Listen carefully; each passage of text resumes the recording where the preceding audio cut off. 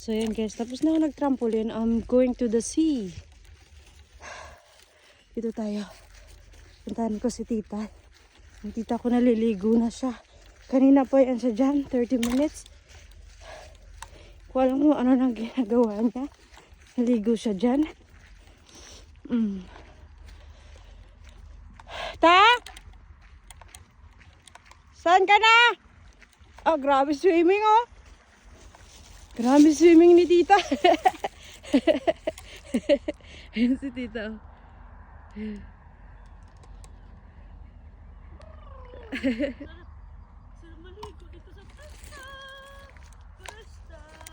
Ako, Diyos ko na ako yung nanginginig sa kanya.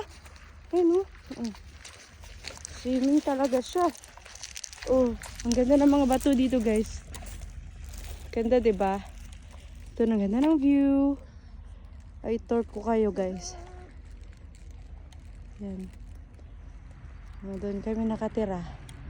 Ayan. See? Naligo na si tita. Ako tingnan. Kung makaligo ba ako.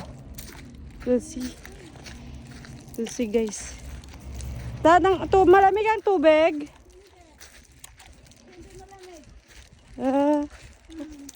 Hindi nga sure ka ta. Hindi maganda.